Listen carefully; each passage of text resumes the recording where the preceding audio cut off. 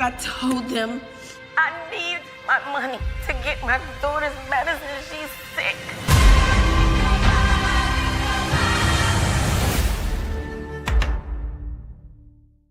Welcome to another episode. The Critics Collective presents Unpopular Opinion. I'm the Dad Panther. I'm here with Marthe and Manny. And there's so many topics in the world to talk about and give our unpopular opinion.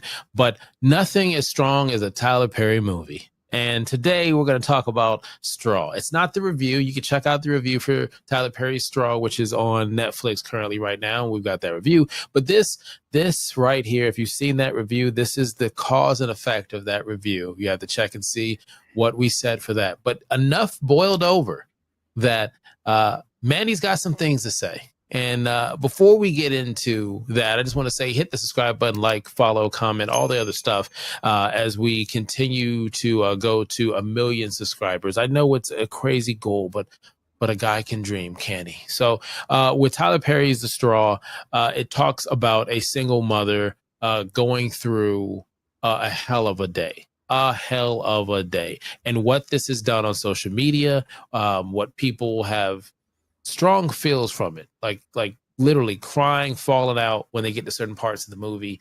And so let me just paint a picture. So this mother wakes up and she starts her day.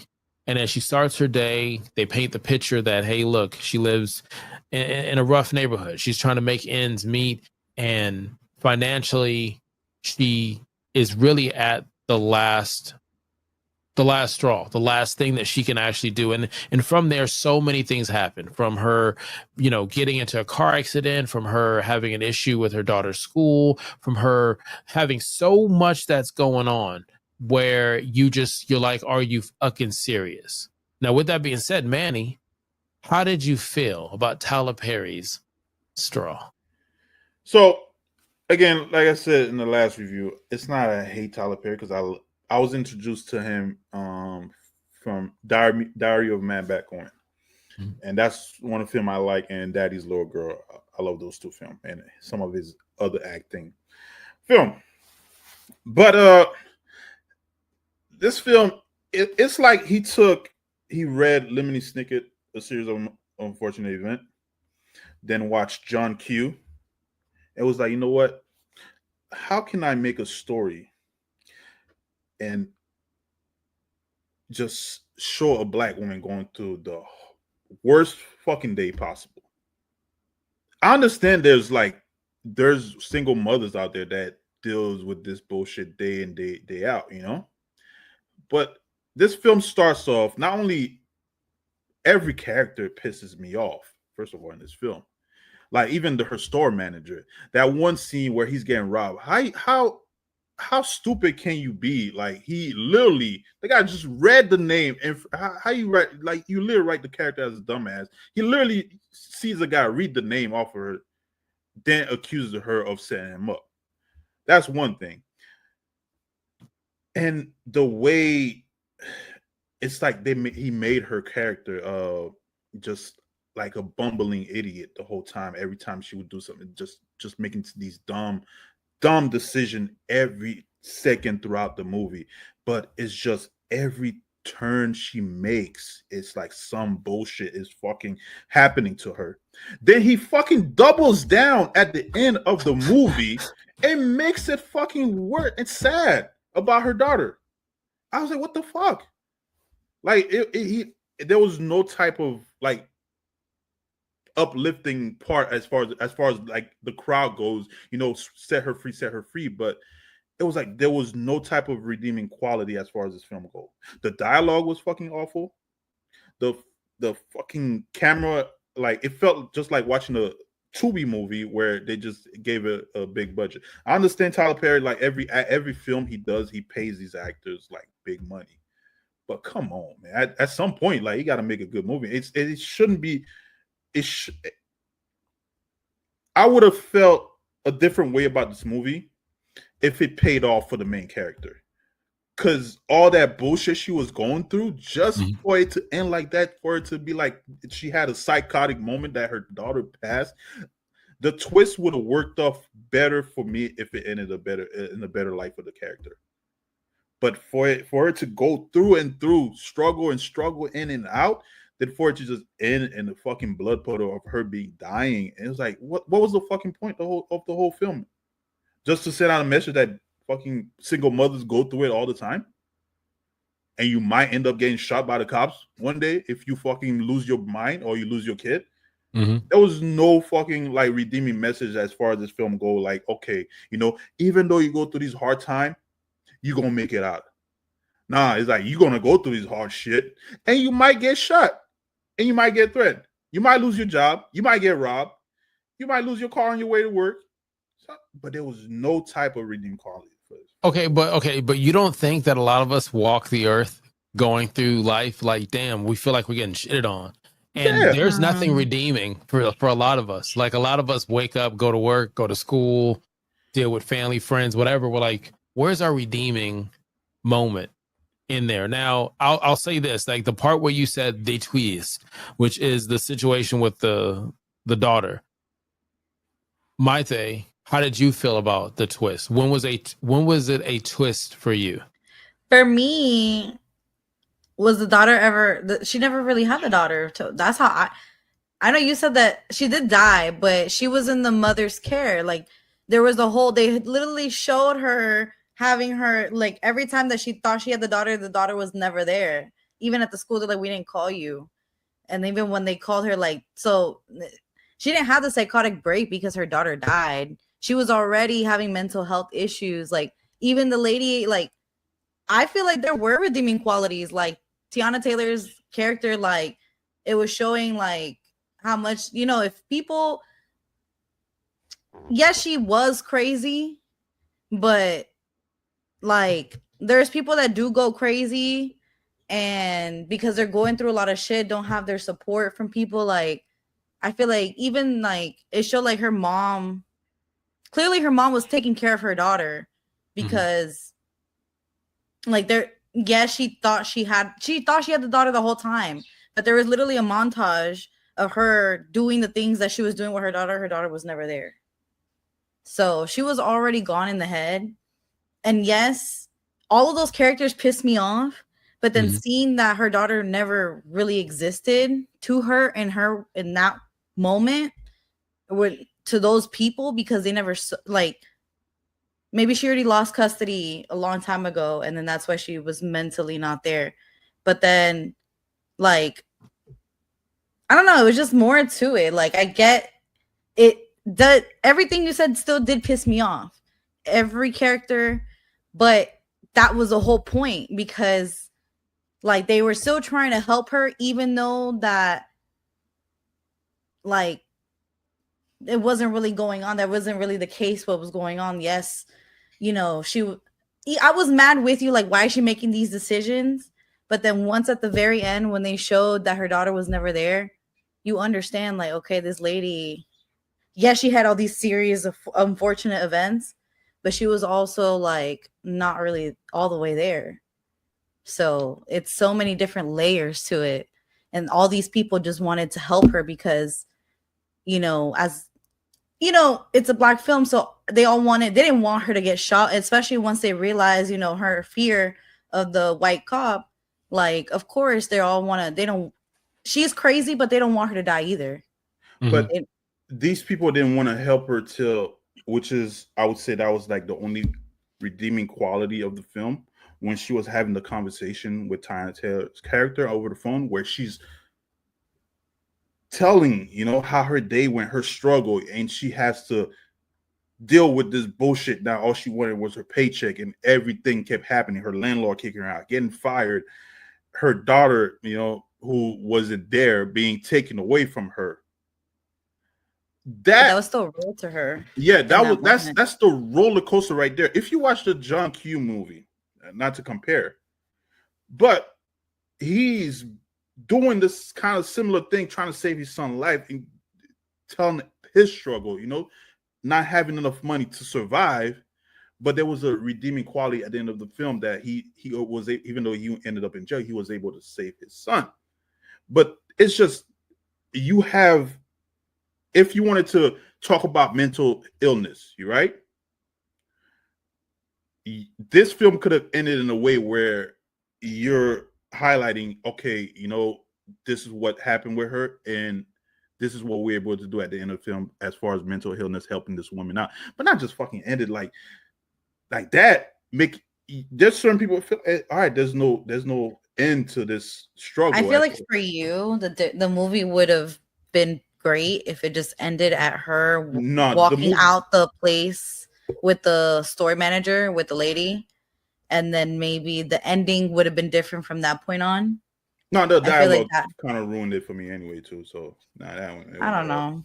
I mean, I liked it. The dialogue for me, there were moments of the dialogue. As much as I like Miss Taylor, and I think she has a new song, an album coming out, and I mean, there was just like at one point she's walking and there's extra hip into it, and it's not bad. Don't get me wrong, I like a little sway in it, but it felt like that a lot of times with the dialogue. There was a time where she's in the bank and she's like, "I just want my check."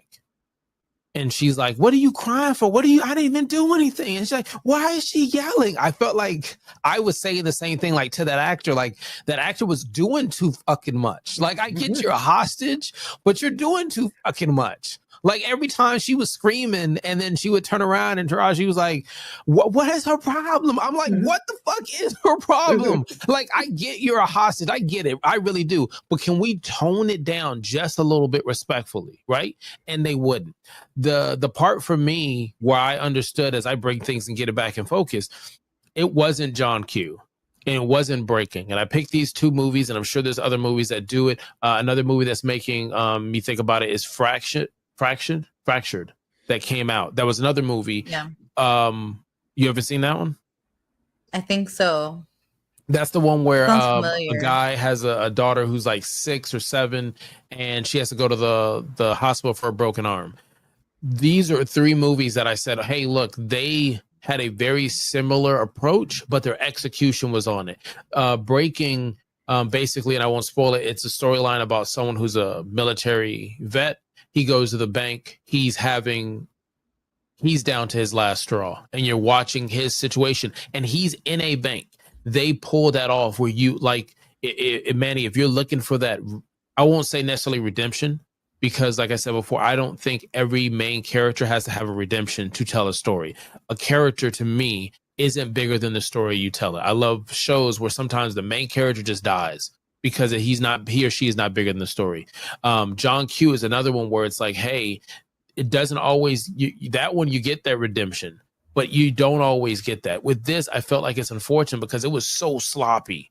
I didn't get that twist with the monologue. The part, and maybe I could be wrong, didn't you guys realize, maybe you didn't, the daughter wasn't there from the first 5 seconds of the movie? Yeah, when she dropped her, the first scene when you could see the principal was like, "What the fuck is?" No, before that, when they show, I'm thinking off the top of my head, when they show her inside the house, you see 2 bowls of noodles. Only one of the noodles are eaten. Has been eaten. There's only 1 bowl of noodles. When she's sitting down in the bed and she's talking to her daughter, when she's giving her daughter the bath, all this other stuff. When you go back and just watch before she leaves to go to school, they're already telling you. You just probably didn't see it. When she holds her hand, matter of fact, when she's laying in the bed, I went back and double take because I thought I was losing shit. She's laying in the bed and the daughter's there. When she gets up, the daughter's no longer in the background on the bed. I think I did notice that, and I was like, when she went to grab the daughter's hand to say, "Come on now, let's go take a bath," when the camera switched, because I thought it was like a Tubi thing. I was like, man, Tyler missed this. But like, no, he didn't. He's doing it on purpose, and we don't see it. Like, maybe you saw it when the principal's like, I was like, why is she looking like that? Like, did she fuck her ex in college? Like, what's going on? That's when I noticed it with the principal. She was just like, yeah. And I was like, maybe like, I don't know. The scene that kind of steered me away from that in that moment was when she came back to give the money. She's like, "Oh, we didn't call you," and the girl's like crying and screaming, and she's like shouting like, "Oh, don't be yelling, you know, she has her seizures, she needs her medications," when CPS was taking her away. But that's when I was like, oh, so I don't know, maybe she was just looking at her because that was gonna happen. I was looking at like Fight Club type and I'm like, even the part where Sinbad, shout out the fact that Sinbad, one of the OG comedians, I can't think of the name of his special, but he's had some great specials. He was in a different world, as well as a multitude of other stuff. Had a stroke, and Tyler puts him in this movie. And I was like, man, this guy in the wheelchair looks like it is Sinbad. Sinbad, when Taylor's character in the detective, which I didn't understand why the fuck the detective's mean mugging the whole time. Like, are you going to help a motherfucker or are you not? Whatever. Sinbad tells the detective because she's like, oh, this medicine, who's the daughter's name? And he goes, yeah, that was the daughter. She was a good kid. I'm like, she died. This is reinforcing the fact that she's not here anymore. When they sit there and say she died last night, if that's what they're sticking to, she died last night, then that's what happened, that she probably had the seizure. No, I think maybe not, because remember they aired everything on the TV already.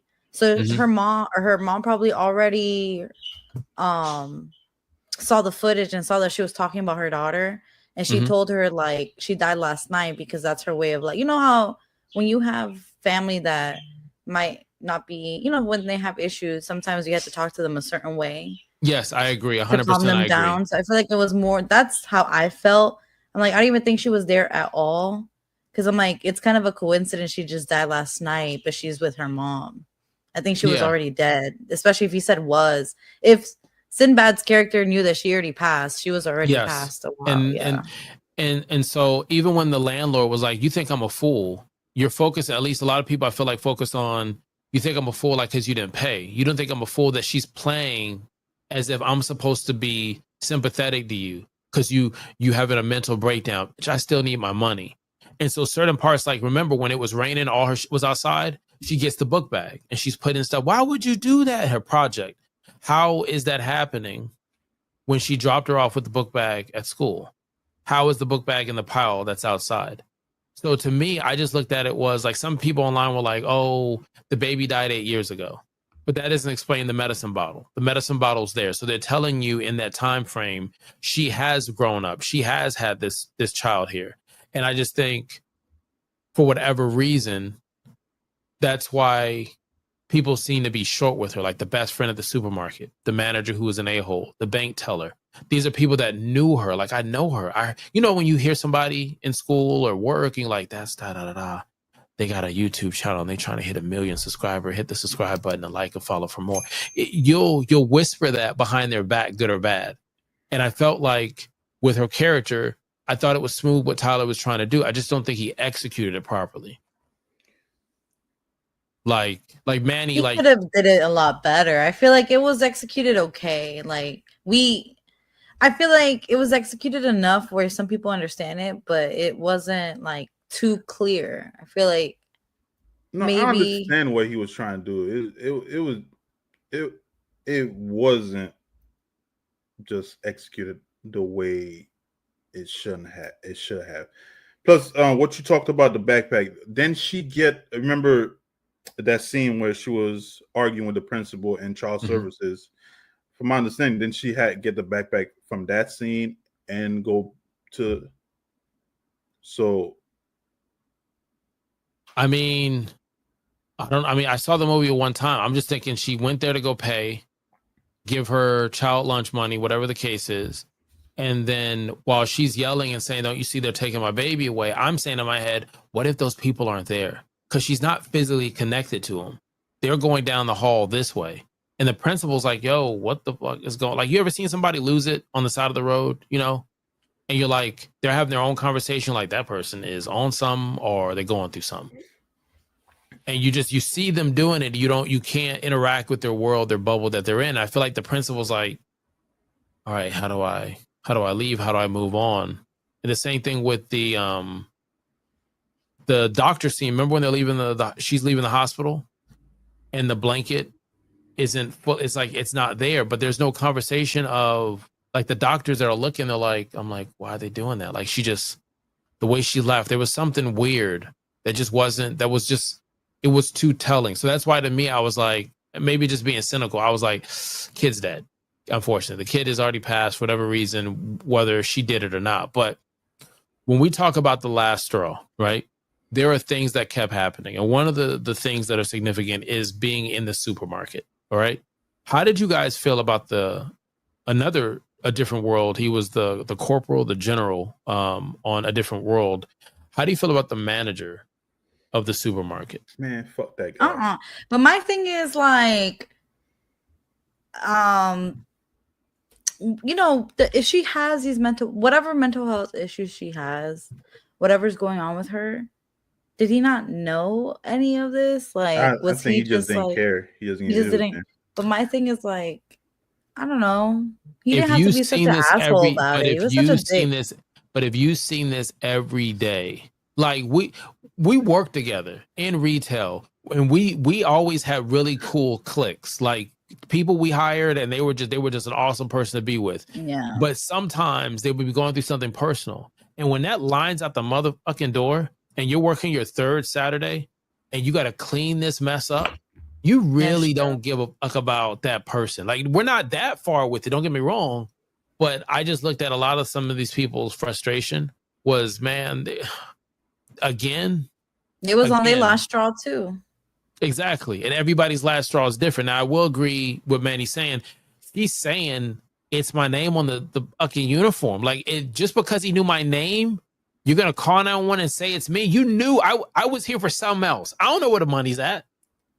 That part pissed me off so bad because, like, why would he literally was like, "Hey, Janaya," like he said it slow too, trying to like pronounce it, and like even her, like he just accused her in that moment, and I'm like, you already fired her. Like she only wanted her check. She didn't want anything else. Like, and he hit her. Like, why would she have set it up? Like, he was such an asshole to her from the beginning. Unnecessary. It was like, hey, I need my check. You can get it when it's mailed, and it's back there. I'm like, if you know what she's going through and you've seen it, give her check. Just give her a check. At the end of the day, give her a check.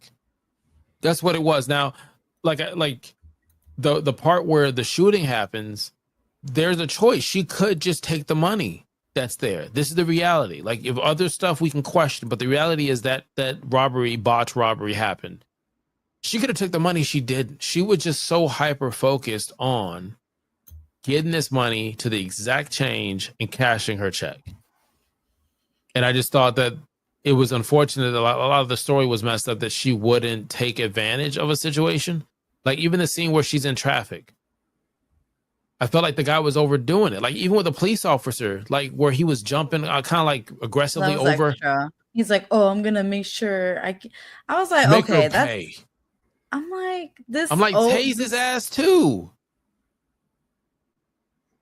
Oh, like, and the Manny, FBI guy. Yeah, Manny, you didn't. Oh shit. What? I was the FBI. Yeah. He pissed me off. He's like, "Oh, I'm taking over." I'm like, you just got here. But that's what I feel like with Manny with the dialogue. Yeah. It was just a dialogue. Like they lost me with these dialogues, especially with that one cop when she had the accident. You know, make her pay. I'm a cop. I'll make sure I kill you the legal way. I'm like, what the fuck? Yeah, really? Somebody out there recording right now with their phone, like, this don't make no damn sense. And it was some of the dialogue. It was just like, just bland. You know, it's like I'm talking. Hey, how you doing? And it just goes to the next one. It wasn't no emotion behind the acting at all. It was just one sentence, one word, like dialogue, and it just kept going like, hey, hi, hey, oh, that's it. It was nothing behind the acting. I don't know if they did a table read once or twice maybe and said, we'll just do it on the fly. We'll just hit cut. We'll let you read it. Somebody will hold some up a card, lines, and then you went through it that way, and that's why there was no connection. But there was a point with the hostage negotiator where they're like, I'm sitting there saying, like, there's nobody in here being real about what would happen. There's no hostage negotiator. How did these vehicles pull up? How did they pull out with all the guns lined up? Who the fuck takes all the guns out? Officers line up. We done seen enough real TV to be like, hey, officers line the F up. They're like, guns all out. The same guy who pulled her over earlier, who should be suspended, this motherfucker's all out the window. And then the negotiator, the woman's like, Teyana's like, hey, I'm gonna do this. I'm a woman. That don't matter. You got to be trained in this shit. What kind of OSHA operation are we running? Then the negotiator gets here. He's like, negotiator's here. He can take her this. No, she's got it. She slept at a Holiday Inn. Think she's got it. And then she goes and she says some stuff, and I'm like, that's not the best stuff. And she, she kind of gets wired. And she got too emotionally invested too. She did a great job. Where did you learn that at?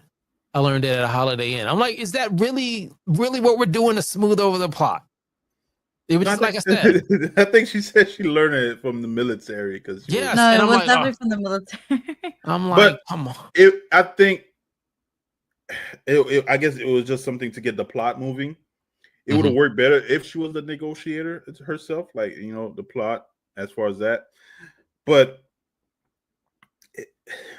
I think everybody just came for the check. And well, I mean, she also was the main detective on the case from the beginning, so I guess she just felt like, she was the best woman for the job since she was already from the get-go. Like she figured out what was going on. Like after watching the video, oh yeah, she figured out what the rest of us did from watching what happened.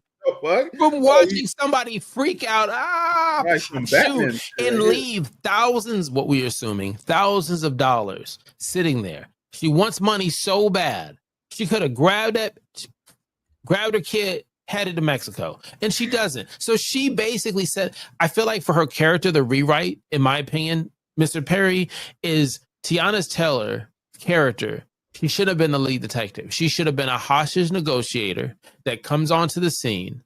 And because of her military background, her idea is not to be in the van. She likes to be hands-on. And so her approach is a little different. So she's going to go to the scene of the crime. She's going to go to the living place. She's going to go interview people while the other negotiator who's learning is sitting there bumbling through and escalating the situation. Now it makes sense to me why she's going through. She's doing what she's doing. At the end of the day, she's doing it with a woman's touch, a woman approach.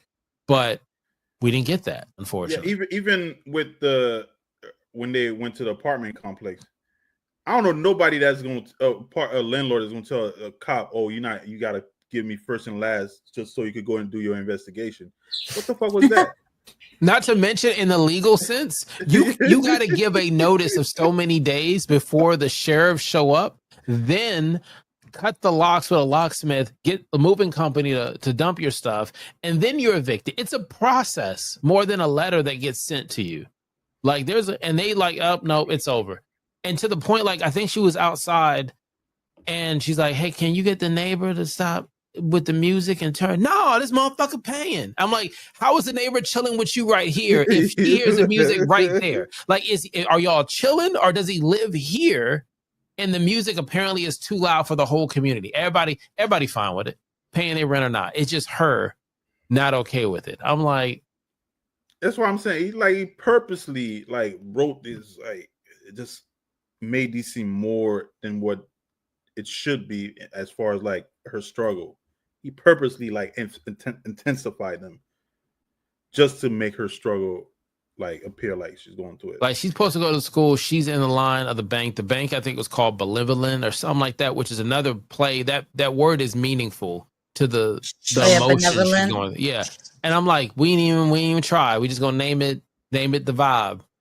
Name it. I was like, that long ass bank name. I'm like, ain't no bank named Benevolent. Like, I'm not putting my money. I'm not putting my money in no shit. And bank and trust. Like, I'm not putting my money in a spot.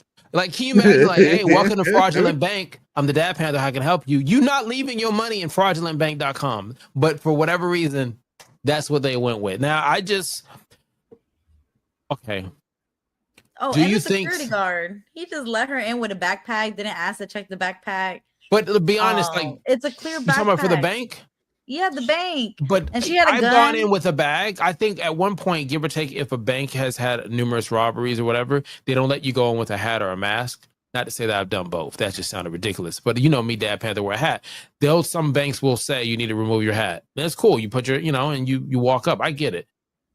But I don't have a problem with the book bag going in. It's no different than a purse. And it's clear. If I was that guy, I would have done the same thing. The fact that he took off and ran, I thought that shit was some of the realest things in here. He was like, hey, I'm out of here. I don't get paid enough for this. Even the guy that was trying to fight her and he left and he's like, I'll just try to take the gun and XYZ. He ain't do shit. Like, I was like, that's real. Like, he said, hey, listen, it is what it is. The security guard ain't do shit. He said nothing either. He was like, I ain't do shit. But she was sitting there crying and mad at, the teller with the really bad acting. I know it's her moment right now. A lot of people watching her. But she was like, He said, why are you crying right now? I didn't do anything. I'm like, you're supposed to be calm in those situations. Like, they get trained on how to act in those situations anyways. yes, the bank with the screen that says we call the alarm. I don't know if that's what you want to do. Like, what if the bad guy's in there watching? He's like, hey, they hit the button. How do you know? Shit's flashing. Kill everybody in here. Or she gets a phone call and they have to explain it in the plot. They're like, you're sitting there as a grown-ass person like, wait, why did they call her? Oh, you called me because you have my number on file and we switched to cell phones now because we don't call it a bank anymore?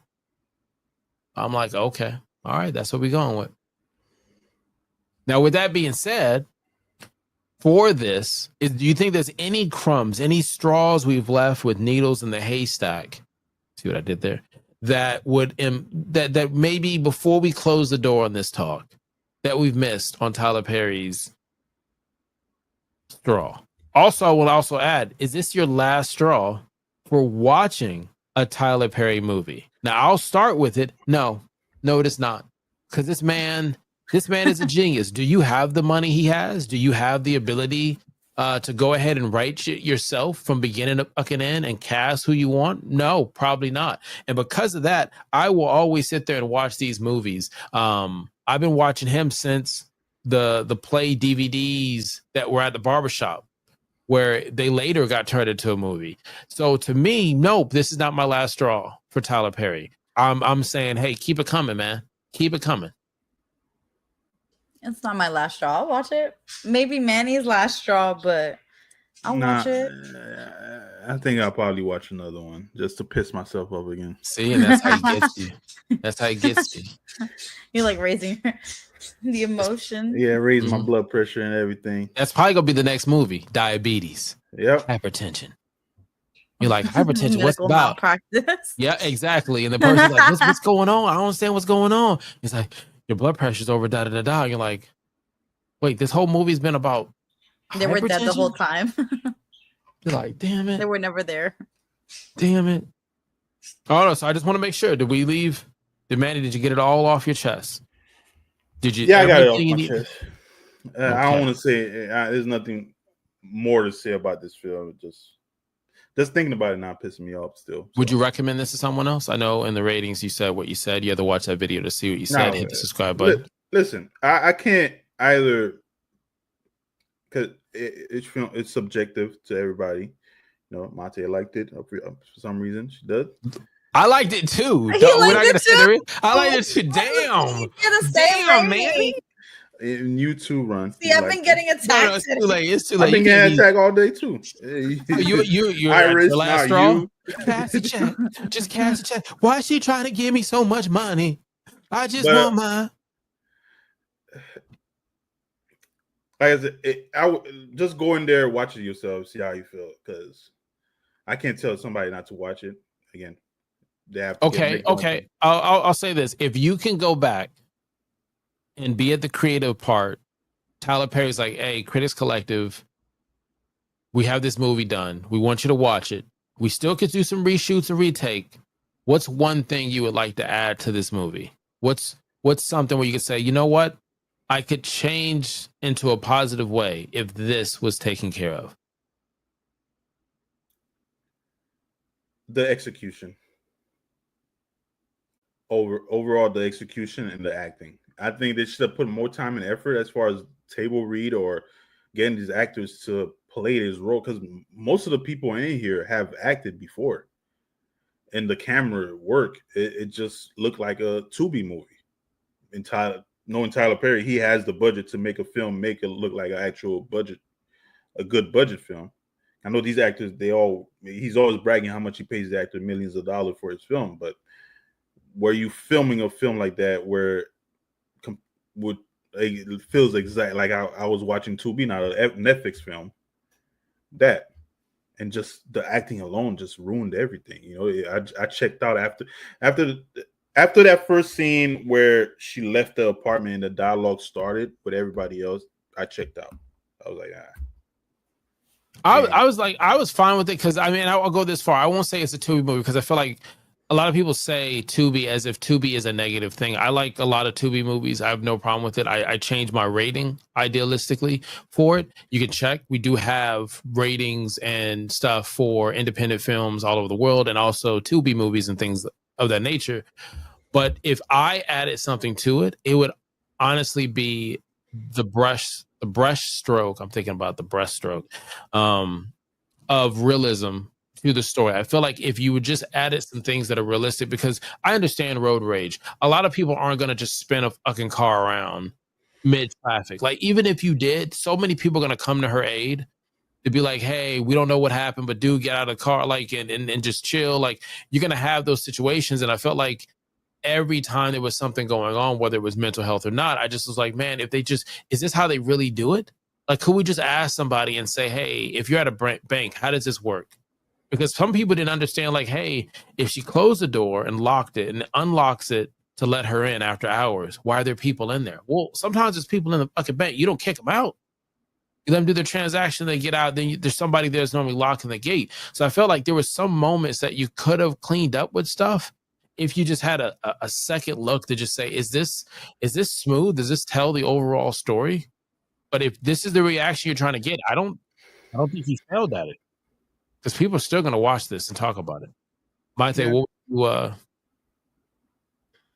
you, I mean, I agree with both of you. I mean, I just feel like if all the little plot holes were not Manny. No. You can agree who you want. I'm saying, and you can go back in the chat and look, put yes or no. Manny smiled.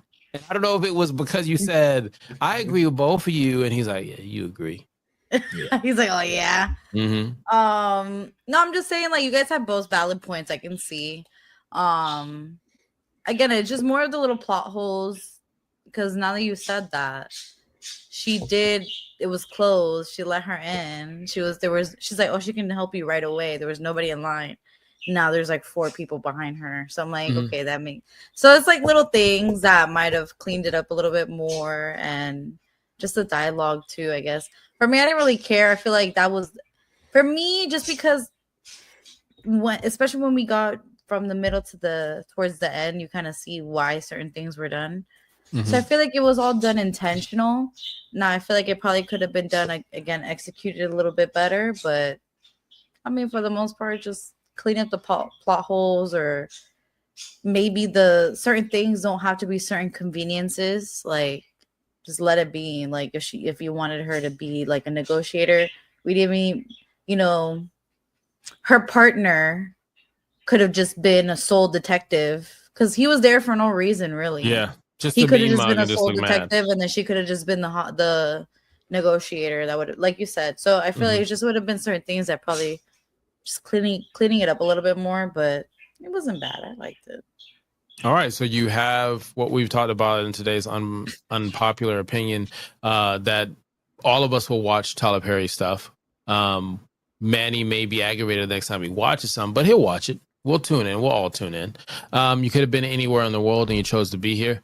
We greatly appreciate that. As Manny's sitting there questioning his choice of watching Straw, which is almost 2 hours on Netflix, and we can't wait for the next Tyler Perry movie. At least I can. They can't wait. Put in the comments your favorite Tyler Perry movie. Until next time, kalika. You hear? He's like he just can't. He's like this. He fed up.